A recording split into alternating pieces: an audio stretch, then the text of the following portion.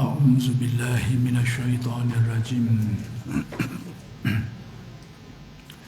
بسم الله الرحمن الرحيم السلام عليكم ورحمة الله وبركاته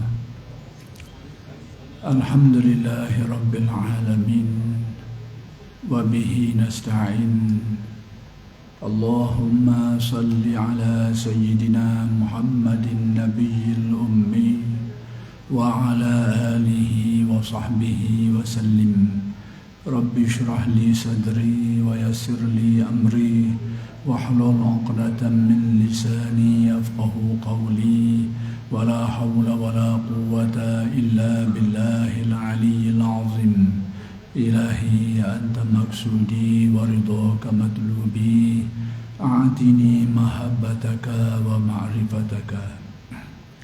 Alhamdulillah wa syukurillah.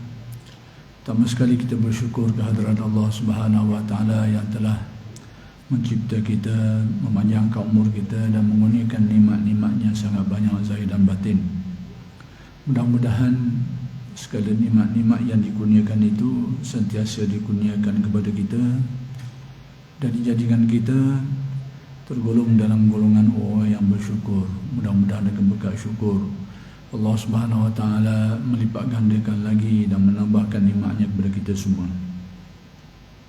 Dan insya-Allah pada malam ini akan diteruskan lagi pengajian kitab Sairul Salikin karya Syekh Abdul Samad Al-Falembani rahmatullah alaih. Muka surat yang ke-16 tu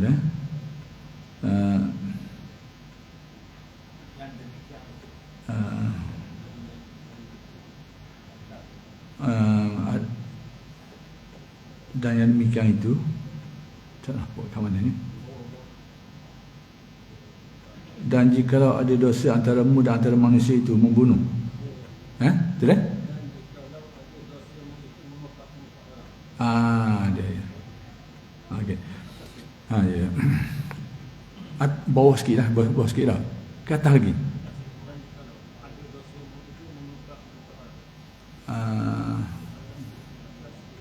Atas lagi lah maksudnya.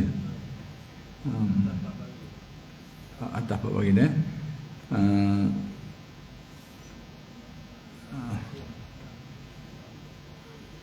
Dah ampuk tangan mana ni. Dan jikalau ada dosa antaramu dan antara manusia itu membunuh orang, atas lagi. Bawah lagi. Dan jikalau ada dosamu itu mengumpat-ngumpat orang. Dia. Bismillahirrahmanirrahim. Baik. Dan jikalau ada dosamu itu mengumpat-ngumpat orang. Jadi mengumpat ni kita fahamlah takrif dia tu, kita menyebut tentang hal-hal yang keji mengenai seseorang di belakang dia, dan kalau dia dengar dia marah. Dan kita sebut tu tak ada tujuan yang diharuskan oleh syarak. Sebab ada perkara-perkara yang kita boleh buat, benda tu diharuskan oleh syarak. Contoh macam mana? Contoh mudah kita fahamnya. Seseorang tu dia perlu cerita tentang seseorang kepada qadhi atau hakim, tentang keaiban seseorang di belakang dia. Cerita depan dia jadi masalah lain, kena cerita di belakang dia supaya qadhi tu dapat maklumat yang cukup untuk menjatuhkan hukum. Jadi dia terpaksa ceritalah hal-hal keaiban orang berkenaan tadi tu. Jadi dari segi dia menceritakan keaiban orang di belakang dia, dan kalau dia dengar dia tak suka, dari segi itu memang banyak elemen-elemen mengumpat lah. Tapi dengan apa tujuan? Situ yang membezakan. Apa tujuan dia? Tujuan yang diharuskan oleh syarak atau tidak? Kalau tujuan dia tadi itu untuk memberi maklumat kepada qadhi atau hakim supaya menghukum sesuatu dengan lebih tepat, maka itu diharuskan oleh syarak. Tapi kalau tujuannya itu tak ada lain kecuali nak mengaibkan dia, jadi ngumpat lah. Jadi tujuan itulah yang membezakan. Sama juga kita tahu ada seseorang tu kaki lebong, kaki tipu orang. Kita nampak hidup tetes seseorang. Jadi kita nak selamatkan orang ini daripada kena tipu di dia ni, maka kita ceritalah keaiban-keaiban orang tadi tu di belakang dia. Dia tak tahulah, dan kalau dia tahu memang dia tak wahilah, dia marahlah. Tapi kita terpaksa cerita. Jadi dari segi tu nampak banyaklah ciri-ciri mengubah tu, tapi tengok tujuan. Apa tujuan? Kalau tujuan dia adalah untuk mengaibkan dia, memang mengupah. Tapi kalau tujuan untuk supaya dia ni berhati-hati dan terselamat daripada kemungkinan-kemungkinan yang tak baik tadi tu, maka dia diharuskan oleh syarak. Tengok situ. Jadi perkara ni sekarang isu mengupah ni sebab kadang-kadang ada orang dia terkeliru sikit situ. Sehingga dia faham menceritakan apa saja tentang kaipan orang di belakang dia, kalau dia marah, itu adalah mengupah. Kena tengok selagi apa tujuan. Tujuan diharuskan oleh syarak atau tidak. Dan ini telah dijelaskan oleh Syekh Abdul Samad dalam kitab ni sebelum ni, dalam bab mengupah ni. Dan jikalau ada dosamu itu mengupah-ngupah orang, ini maksudnya mengupah yang tadilah, yang tujuannya tidak diharuskan oleh syarak, atau memaki akan dia, maki orang, cela orang pun, itu benda yang buruk oleh syarak. Mengupah, maki, cela. Baik, maka hendaklah engkau minta halal akan dia. Jenis ni cara nak selesai dia, cara taubat dia, kena minta halal, minta maaf lah. Bahasa kita kat macam minta maaf lah. Minta halalkan akan dia, serta engkau dustakan dirimu itu pada hadapan mereka itu. Yang ni dustakan maksud kita kabur. Aku cerita dulu tu menawak. Itu maksud dustakan dirimu tu, maksudnya dia kena kabur balik, aku kabur tu tak betul. Gitu.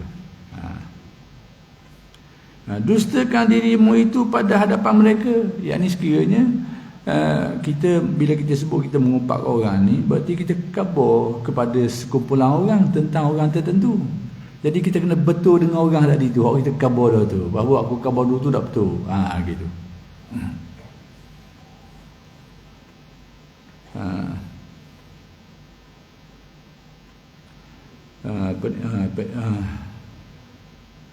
Minta halal di hadapan mereka itu, serta engkau minta halalkan akan dia itu, minta maaf lah, minta supaya dia, maksudnya orang kita kabur dia pun, kita kabur betul, dan minta maaf jugalah, takut-takut dia percaya kita kabur. Jadi mungkin dia terbabit dengan maklumat kita tadi tu, jadi kita kena kabur dia bahawa aku ni kabur dulu tu tak kena, tak betul tu silap, dan minta maaf lah ke dia. Orang yang kita upak pun itu juga, kalau kita jumpa minta maaf. Ini pun dijelaskan dalam kitab-kitab fiqh, kena tengok keadaan jugalah. Sekiranya kita kabur ke dia, minta maaf ke dia, jadi mudarat lebih besar, maka pindah cara lain. Kita tahu kita mengupak ke dia, pergi kabur ke dia, aku minta maaf lah, mengupak kamu. Dia pun tanya, tak mengupak dekat aku? Mungkin ada orang gitu. Dan sekiranya kita kabur, mungkin dia akan jadi marah, dia akan cedera kita pula. Itu mudarat lebih besar.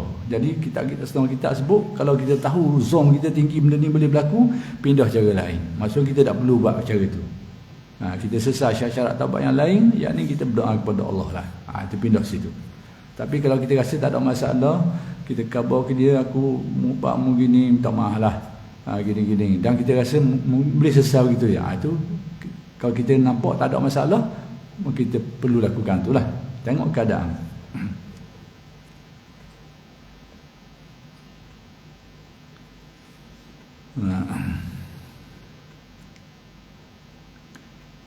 Engkau minta halalkan akan dia itu, dan jika tiada dapat engkau akan ya demikian itu, maksudnya kita tak boleh nak buat gitu, nak memenuhi kehendak tadi tu tak mampu, maka hendaklah engkau taubat kepada Allah Ta'ala juga. Maksudnya kita hanya perlu bertaubat kepada Allah sajalah. Maksudnya tak boleh nak buat gitu. Tak boleh tu sebab apa? Kerana sebab-sebab tadilah.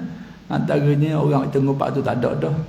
Ataupun dalam macam tadi tu, kalau kita kabur minta halal, nanti jadi kita rasa orang ni jadi jadi hal lain ni. Jadi kita pindah. Maksudnya kita tak perlu kabur ke dia, kita kena pindah cara tadi tu. Ni kadang-kadang macam tu. Itu kita tidak mampulah tu, termasuk dalam tak mampu. Hendaklah engkau taubat kepada Allah Ta'ala juga. Sekali syarat asal taubat lah, iaitu taubat kepada Allah. Bahawa engkau menghalalkan yang demikian itu pada hari kiamat. Yang ni kita taubat kepada Allah dan kita minta doa kepada Allah, mudah-mudahan orang yang kita terbabit dengan perbuatan kita tadi itu, dia berilah halal kita di akhirat nanti. Itu cara. Kalau kita tak boleh nak selesai dengan cara yang disebutkan tadi. Dan jikalau ada dosamu itu khianat, ini dosa jenis khianat pula. kepada isteri orang. Ni cerita zaman lama-lama banyak kisah-kisah gini. Kena dengan isteri orang. Atau kepada anak-anak orang. Maksudnya kepada isteri orang ke anak orang kita buat khianat ni, maksud kita buat uduh dia lah.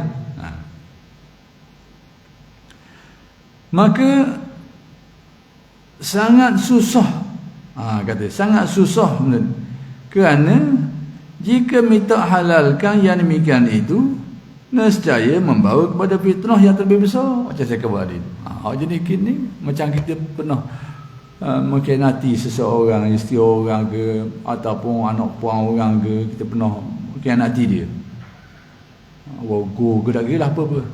Jadi mungkin sampai masa kita sedar nak betul balik. Hak kini macam mana? Baliknya hak ni kalau kita kabur boleh menyakit besar juga.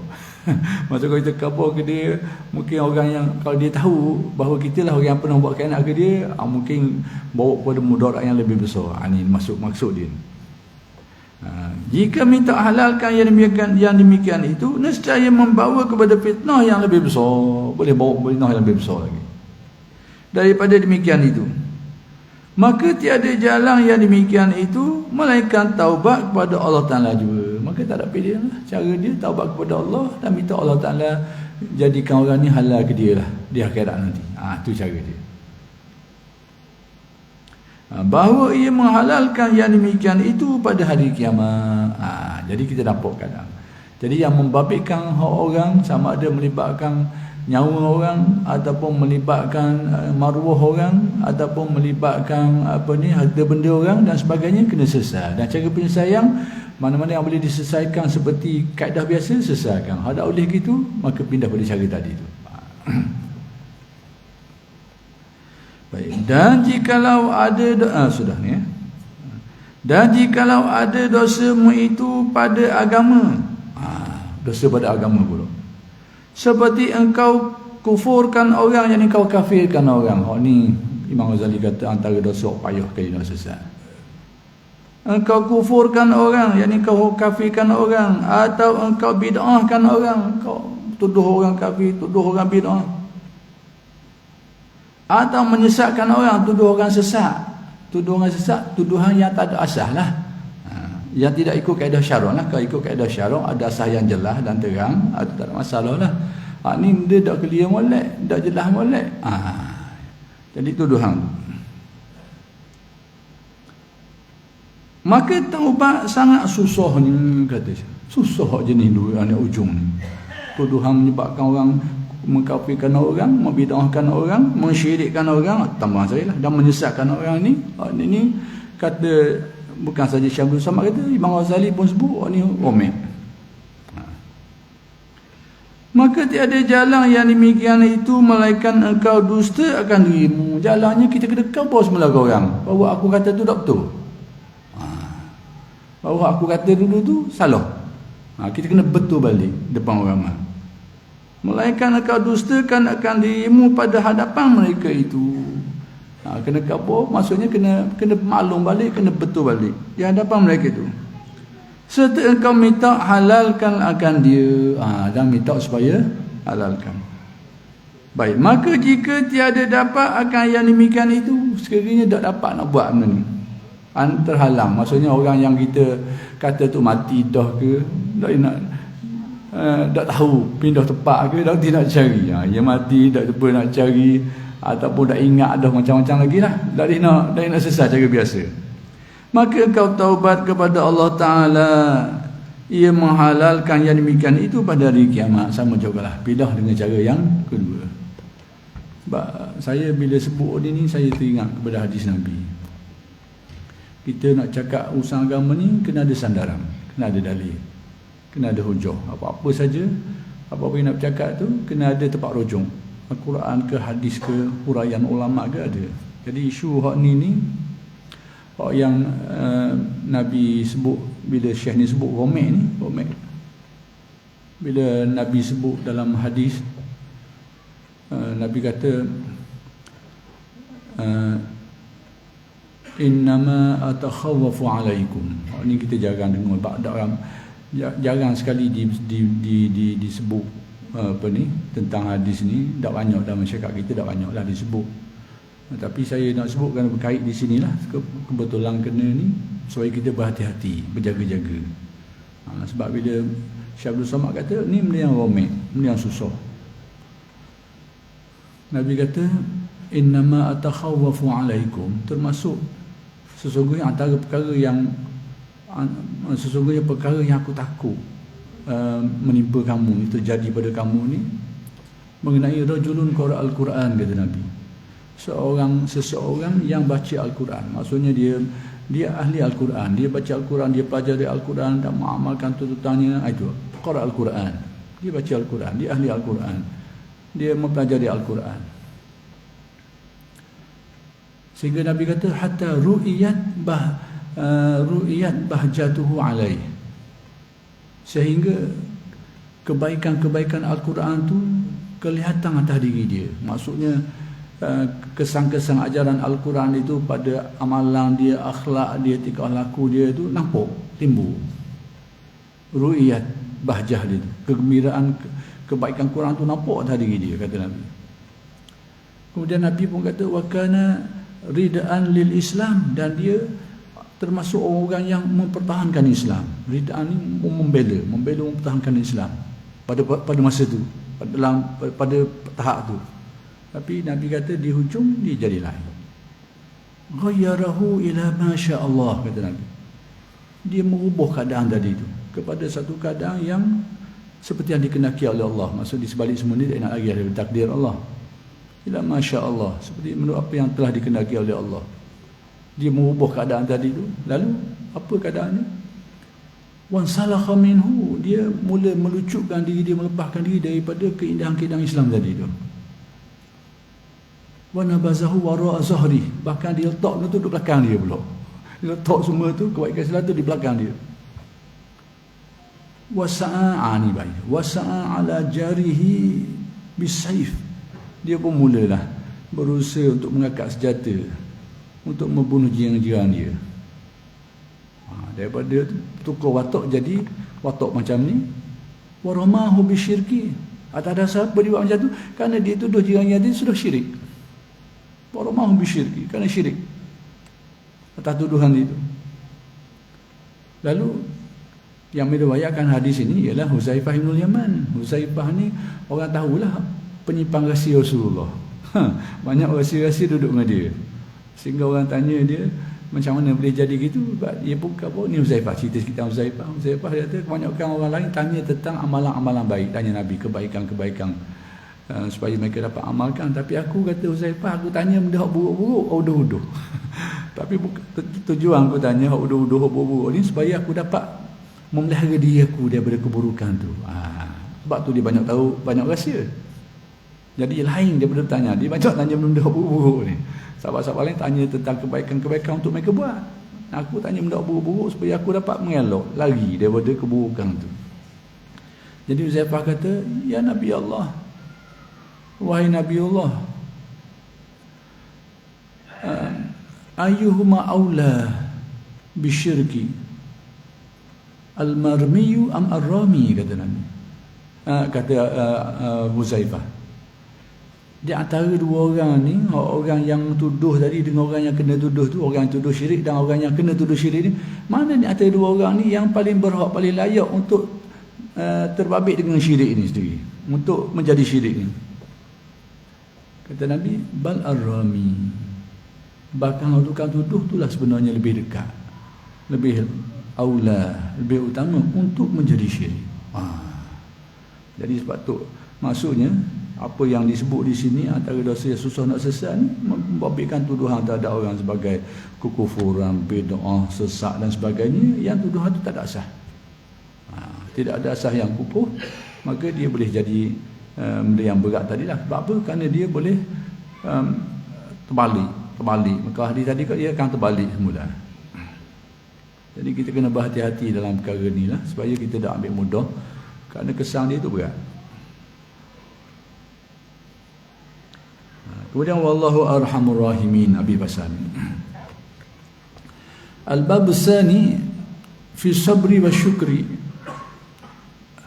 Bermula bab yang kedua itu pada menyatakan sabar dan syukur.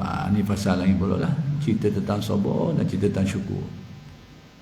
Kata Imam Al-Ghazali rahimahullahu ta'ala, "Alam anna al-imana nisfani, nisfu sabrin wa nisfu syukrin, a'ala ma syahidat bihi al-akhbar wal-asar." Artinya, ketahui olehmu, hai saudaraku, bahawasanya iman itu dua bahagi. Kata Imam Ghazali, seperti yang dinukilkan oleh Syamsul Samad ni, dia kata iman tu ada dua bahagian, pecah pada dua. Pecah dua. Tengok apa maksud pecah dua iman. Satu bahagi sabar, yakni sebahagian tu bahagian sabar. Dan satu bahagi syukur, sebahagian lagi bahagian syukur. Macam mana kait dengan iman ni? Sabar dan syukur ni kok mana? Kita tengok.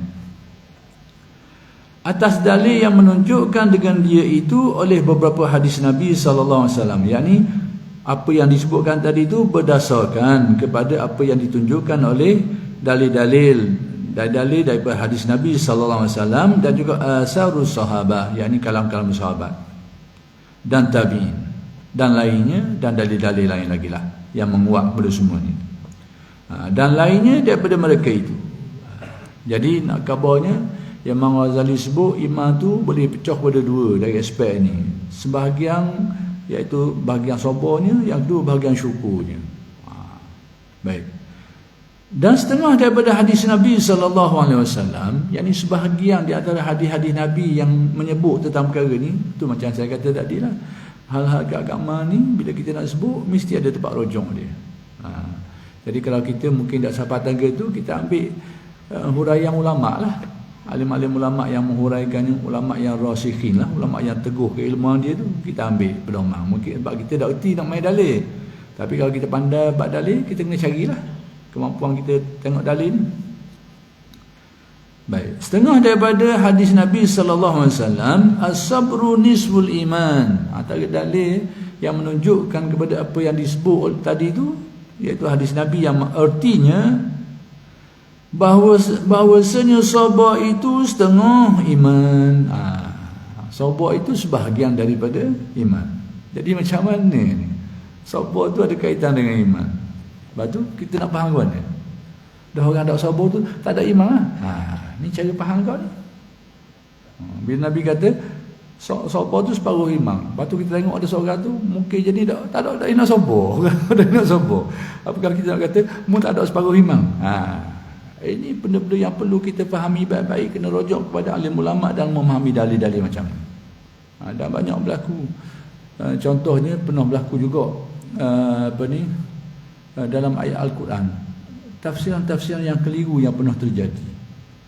Contoh dia kata tentang ayat tu, tengah itu walam yalbasu imanahum bizulmin.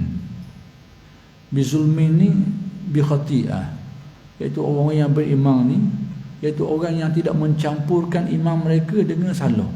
Maksudnya orang beriman surga ni orang dah buat salah, pasal apa dia kau nyok gitu. Kita tengok seperti lalu ayat tu memang gitu lah.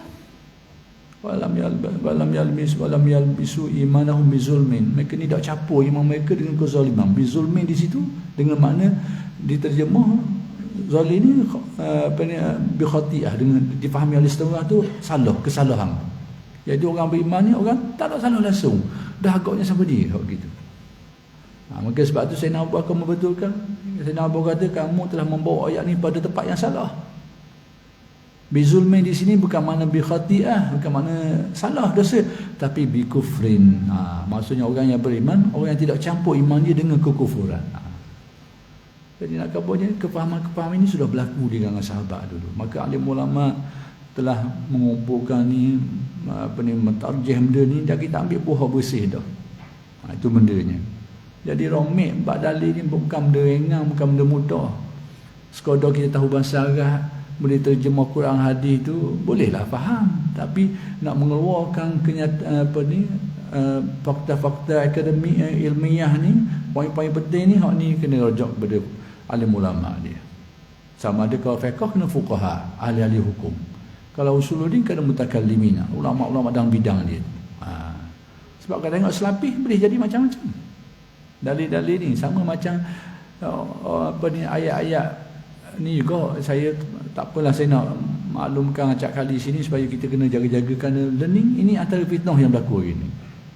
Seperti memahami teks-teks undang-undang kot lah. 10 orang baca, 10 orang lain belaka. Dah, tengok masing-masing baca ayat lawyer ni. Jadi hak yang patut sekali kita rujuk, hak lawyer betul bidang dia lah, lawyer lah. Ni tanya mamak, tanya dah lah, memang ikut faham masing-masing lah. Kalau tak tahu kali ni. Jadi lawyer lah yang tahu tentang ayat-ayat dia tu. Sama Al-Quran dan hadis ni, alim ulama dia lah yang tahu, yang berkepakaran untuk memahami dalil tu. Tapi kalau lock orang ramai baca, ikut suka-suka hati, lesah. Boleh lah. Boleh nyoh lah belaka. Boleh jadi belaka. Jadi nak kau contoh, as-sabru nisful iman. Sabar tu separuh daripada iman. Jadi kalau kita lock orang ramai faham, kalau tak ada sabar ni, separuh iman tak ada. Soalnya kita tengok orang hidup tak sabar, tak tahan sabar, mu tak ada separuh iman mu ni. Jadi iman ni tak boleh main separuh-separuh. Iman kita penuh. Iman kita penuh. Separuh dah pakai lah tu. Jadi kita kena tengok huraian dia.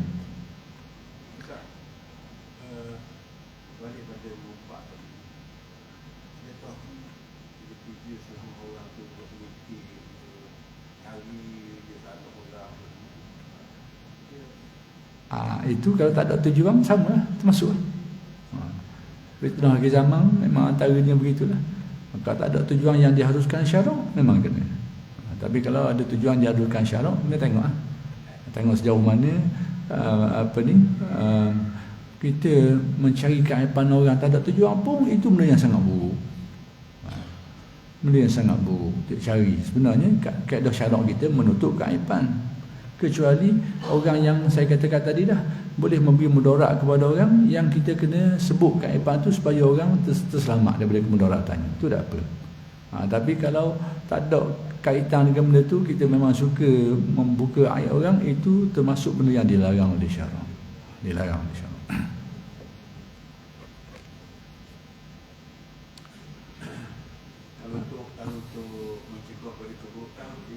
Itu tak masalah lah. Kita tahu, kalau tidak kabur, orang mungkin tak tahu. Macam kita tahu, orang ni kaki lebong orang. Jadi kita tak kabur orang ramai, kena lebong dia lagi. Jadi kita kabur, jaga-jaga sikit ni gini-gini. Menurut kodok-kodok yang perlulah.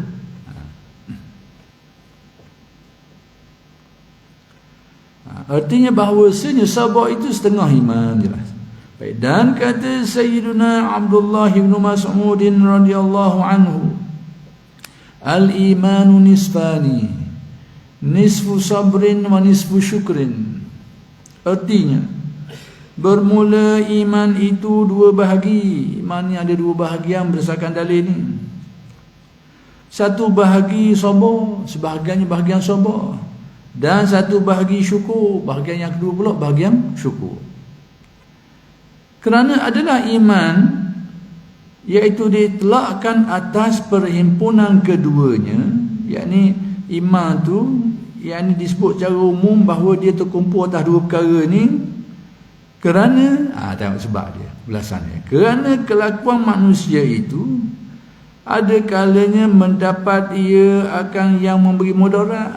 Nak kabarnya manusia ni dalam hidup ni ada kalanya berlaku atas diri dia perkara-perkara yang menyakitkan, perkara yang mudarat di dalam dunia dan akhirat. Dan ada kalanya memberi manfaat dalam dunia dan akhirat. Jadi hidup kita ni tak nak lari ni, antara senang dan susah. Tak nak lari, antara nikmat dengan bala. Musibah dalam hidup kita berselang-seling ni. Sama dari aspek dari segi tadi tu, dua perkara dia nak lari. Nikmat bala, senang susah. Itu benda naluri hidup kita dah. Baik. Maka adalah dituntut akan dia itu pada ketika ia mendapat sesuatu yang mudarat, yakni pada ketika seseorang tu menghadapi kepayahan, kesusahan lah, kemudaratan, dituntut daripada dia tu apa? Iaitu dengan sabar. Dia diminta supaya bersabar. Sabar ni maksudnya kita terima kenyataan tu sekalipun kita rasa berat hati. Itu sabar. Istilah sabar secara mudahnya nanti akan dijelaskan pada babnya jugalah. Sabar ni kita terima kenyataan berlaku tu. Apa-apa dan kita kawal diri daripada bertindak secara yang melanggar syarak. Maksud kita terima benda tu sekalipun kita rasa beban dan berat. Contoh macam mana?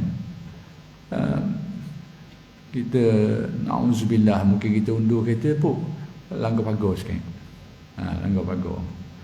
Jadi Allah memanglah kerugian lah, gesek, rosak lah, rugi sikit lah, macam-macam lah, tak nak lagi dah, mudah lah tu. Jadi yang dikatakan sabar ni Allah terima lah. Sekalipun berat benda tu, berat kena dia tahu kereta rosak, kayak lagi kena nak baiki pula, habis pitih lagi, berat, sabar, kena tahan sabar. Sabar, baik. Jadi sekalipun kita rasa berat, tapi kita menerima kenyataan tu dan kita tidak bertindak cari salah, itu sabar. Yang dikatakan tak sabar ni, dia nak terima kenyataan tu menyebabkan dia bertindak cari salah. Tidak kau nak pun langgar sikit, nak marah, tekan minyak bahan kereta orang pula. Bahan kereta orang pula, bung langgar. Dia tak sabar. Tu tak ada sabar. Maksudnya dia nak terima, kesannya apa? Dia akan bertindak cari salah. Itu yang katakan tidak sabar. Tapi kalau dia terima menyebabkan dia dapat kawal, tak cari salah, itu panggil sabar. Itu sebadan dia. Tapi masalah rasa beban, rasa susah itu tidak menjadi halangan untuk sabar. Kalau dia tak rasa payah, itu martabat lain dah. Itu martabat redha pula lagi. Itu lebih mulia lagi. Ni perih, payah, tapi kawal sehingga tidak bertindak cara salah. Itu sabar. Itu boleh jadi redha, lebih baiklah, alhamdulillah. Itu lebih baik lagi. Atu redha pun tak ada, sabar pun tak ada.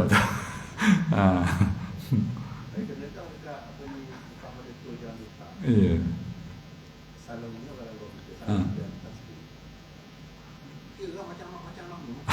Ya.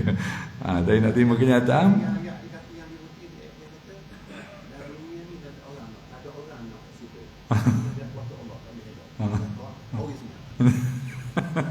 Ya. Tengah bolong. Tengah bolong. Lah jelah. Ya. Mungkin dia ghaflah masa tu, peringat tu, alhamdulillah. Kalau dia terima peringatan muncul, itu pun cukup baik dah. Ada setengah tu kita peringat jadi kau naik angin pun ada. Lepas tu payah lagi tu. Tak kena kemung. Tak kena kemung. Kena kemung berat lagi. Tu payah nak kata apa.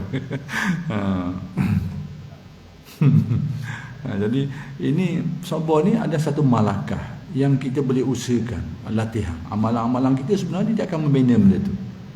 Dia proses, satu proses. Maksudnya nak mencapai mahalah sabar ni dia satu proses dalam agama kita, iaitu melaksanakan agama dengan tekun.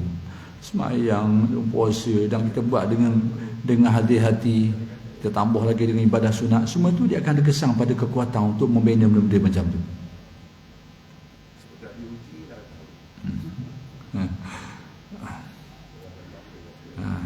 Dan pada ketika ia mendapat sesuatu yang memberi manfaat, ketika boleh memberi benda-benda hak baik pula, tuntut dengan syukur. Dia pula dituntut dari segi syarahnya supaya bersyukur. Baik. Dan adalah sabar itu permulaan bagi orang yang menjalani jalan ini. Orang yang nak menjalin jalan-jalan tasawuf ni, permulaan dia itulah mula-mula ia kena usahakan, iaitu untuk bersabar. Bersabar, nak mari mengaji, nak bersolat, nak berpuasa, nak meningkatkan ibadah tadi tu dari segi khusyuk hatinya, itu tak mudah lagi tu. Nak membina supaya hati menjadi lebih khusyuk, berusaha tu, itu perlu kesabaran.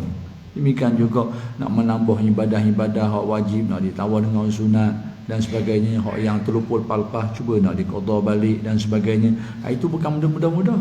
Jadi perlu sabar. Sebab tu kata Syekh di sini bahawa sabar tu perkara permulaan yang perlu ada pada orang yang nak tempuh perjalanan ni. Seperti kata Syekh Ibn Raslan. Syekh Ibn Raslan di dalam hikamnya, yang ni kitab hikam. Kitab hikam ni banyak sebenarnya.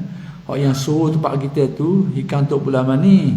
Hikam Tok Pulamani ni itu adalah salah satu syarah hikam Syekh Ibn Atha. nak cerita bab sebut ikan takut orang keliru. Nak kabarnya dalam dunia Islam ni ada beberapa kitab yang bernama hikam. Hak suhu sangat tu kitab hikam Syekh Ibn Atta, iaitu ulama Mesir tu.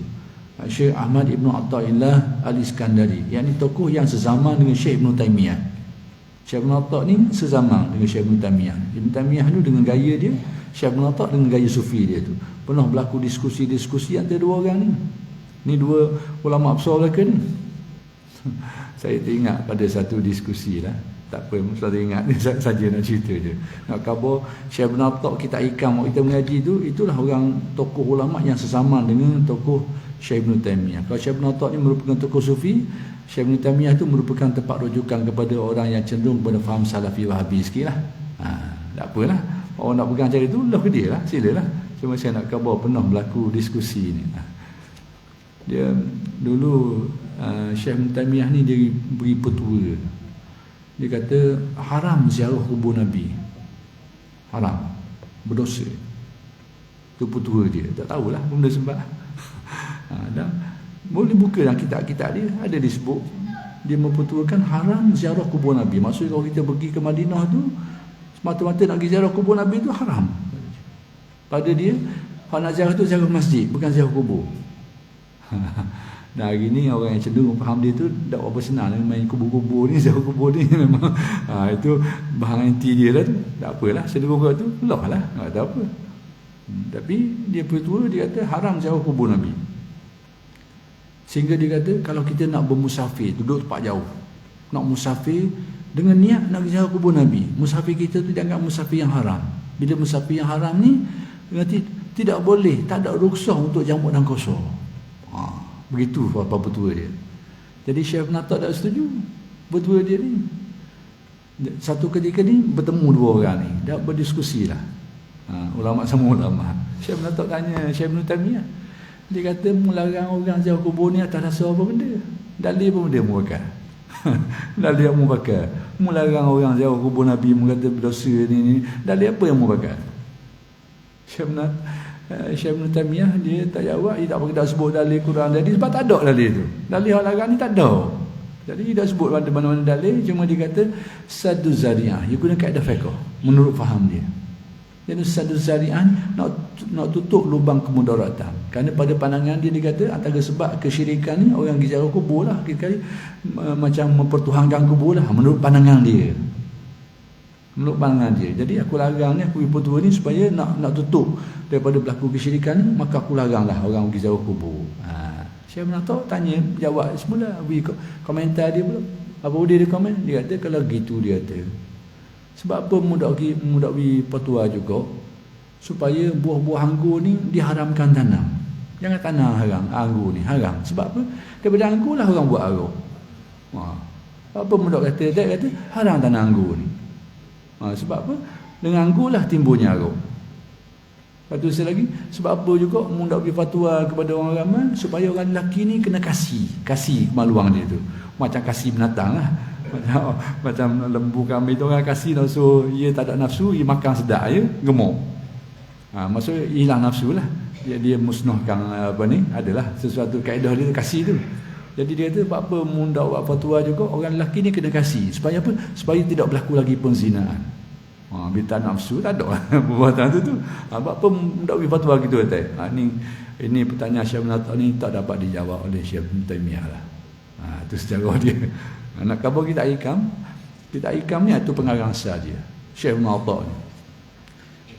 Sezaman Syekh Ibn Taymiyah. Jadi Syekh Ibn Atta ni kitab hikam ni telah disyarah oleh jumlah ulama yang ramai. Antaranya yang terkenal hari ni kitab hikam yang disyarah oleh ulama kita ni, ulama Tok Ulama ni. Itu antara yang suruh syarah hikam. Cuma saya nak khabar ada beberapa jenis hikam lagi, antaranya hak disebut sini ni. Hikam Syekh Ibnu Raslan. Baik, apa kata dia? Tak isyak ke tak? Seperti kata Syekh Ibn Raslan di dalam hikamnya. Jadi hikam ni hikam Syekh Ibn Raslan. Dia kata awalul maqamati as-sabru ala muradihi ta'ala wa awsatuha ar-ridha bi muradihi wa akhiruha an yakuna muradahu wa ikhtiyarahu. Tengok. Artinya permulaan segala makam itu sabar. Permulaan makam nak menghayati agama ni kena lain lagi daripada sabar. Maksudnya kita buat perintah Allah tu kadang-kadang rasa beban berat, tapi kita tebing, sabar tu panggil tu. Kita sabar, tahan, payah, berat, lawang. Tu sabar. Kemudian kita meninggalkan larangan Allah Ta'ala pun tarikan tinggi, tapi kita tinggal. Tambah, gosa. Kita sebebak sekalipun keinginan tu ada, tapi kita halang dia. Itu sabar panggil. Nak buat benda suruh perlu sabar, nak tinggal benda dilarang pun perlu sabar. Dua-dua tu perlu sabar. Demikian juga nak menerima takdir Allah tadi kita, terutamanya takdir yang tidak menyenangkan kita, itu juga perlu pada sabar. Jadi kata Syekh ni, permulaan perjalanan manusia ni dalam mengabdikan diri kepada Allah, makam dia makam sabar. Permulaan segala makam itu sabar atas kehendak Allah Ta'ala. Kehendak Allah Ta'ala tu apa benda? Kehendak dia ni boleh dibaca dengan dua. Kehendak syaraknya tu, yakni perintah dia dan larangan dia, tu kehendak Allah tu. Ataupun kehendak yang merupakan takdir dia, itu kehendak juga lah. Baik. Dan pertengahan segala makam itu, tu awal dia, pertengahan dia, tengah dia tu. Macam yang kuat tadi tu, reda dengan kehendak Allah, reda senang hati. Terima dengan senang hati. Tadi terima tapi dengan berat, pasal beban payah. Ni terima dengan senang, reda. Rupanya itu peringkat pertengahan. Kita kata senang hati dengan kehendak dia, pilihan dia. Dan kesudahannya, dia ada lagi yang lebih baik daripada itu. Kesudahannya itu bahawa adalah engkau itu semata-mata mengikut kehendak Allah dan ikhtiarnya. Ini kalau di tasawuf dipanggil makam fana pada af'al. Istilah ulama tasawuf lah. Maksudnya, saya tak nak urap panjang, cuma nak kabur. Yang ketiga ni, orang yang hilang daya upaya diri dia, dirasakan semua gok diri itu tu la haula wala quwata illa billah. Itu peringkat yang ketiga dalam makam-makam bertasawuf lah.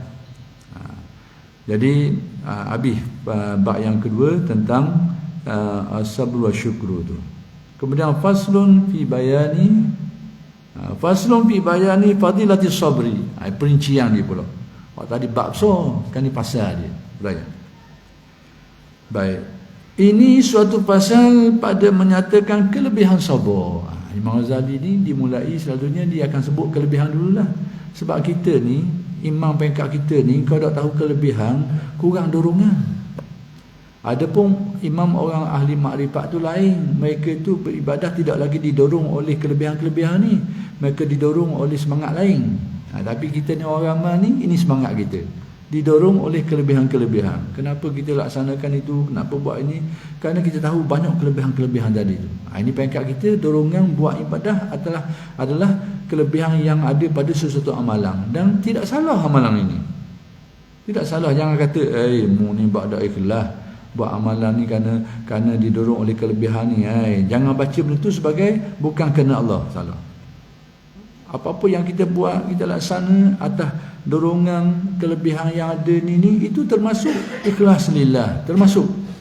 Cuma tahapan tinggi rendah tu, itu lain cerita. Lain cerita. Pada menyatakan kelebihan sabar dan kepujiannya. Baik. Bermula kelebihannya dan kepujiannya itu beberapa yang tersebut di dalam Quran. Maksudnya antaranya ada beberapa lah yang disebut di dalam Al-Quran. Sekira-kira lebih daripada 90 tempat. Kalau Al-Quran kau lebih kurang 90 tempat. Dan beberapa yang tersebut di dalam hadis Nabi sallallahu alaihi wasallam. Demikian juga disebut di dalam beberapa hadis Nabi sallallahu alaihi wasallam. Dan beberapa yang tersebut di dalam asar sahabat Nabi. Demikian juga disebut di dalam kalam-kalam sahabat, ahwal sahabat berkenaan dengan kelebihan sahabat ni pun ada juga. Dan tabi'in, demikian juga kata-kata dan ahwal tabi'in. Dah mulai insya-Allah. Begini. Dan aulia yang salihin. Demikian juga kalam-kalam, kata-kata dan juga ehwal bagi para aulia, para wali yang soleh. Baik, dan setengah daripada kepujiannya itu, antara kelebihan dan kepujian sabar itu, iaitu firman Allah Ta'ala, wa ja'alna minhum a'immatan yahduna bi amrina lamma sabaru. Artinya, dan kami jadikan mereka itu yang sabar itu akan imam yang menunjukkan jalan berbuat ibadat dengan suruh kami. Yani Allah Ta'ala jadikan orang-orang yang bersabar ni, kami jadikan mereka ni sebagai pimpinan-pimpinan, orang-orang yang diikuti, orang-orang yang dituruti. Baik, macam mana sebab macam mana tu? Iaitu kerana disebabkan mereka ada kekuatan sabar. Maksudnya antara orang-orang yang Allah Ta'ala angkat untuk menjadi panduan orang, pedoman orang ni, antaranya mereka ni ada kekuatan untuk sabar. Sebab iyalah nak duduk depan ni, nak duduk depan orang ikut dan sebagainya, kalau tak tahan sabar, berat. Kerana banyak benda yang dia kena tepuh. Jadi orang nak ikut belakang dia ni berpedoman kepada orang yang ada kekuatan ni. Kalau orang ni tak ada kekuatan, dia pun akan pering, orang belakang pun akan jadi pering juga. Kerana tak ada kekuatan untuk sabar. Kerana nak melaksanakan kebaikan ni, kena ada panduan dia dan kena ada kesabaran benda tu. Kalau tak ada benda tu, dia babah, orang pun ikut gaya babah juga. Tu bahaya. Jadi Allah Ta'ala jadikan orang yang duduk depan ni, yang jadi pedoman orang ni, dia kena ada kekuatan untuk bersabar. Jadi oleh kerana sudah masuknya waktu isyak, kita berhenti setakat ini dulu dan insya-Allah akan bersambung pada kuliah-kuliah yang akan datang. Aqulu qawli hadza wa astaghfirullahal azim li wa lakum. Assalamualaikum warahmatullahi wabarakatuh.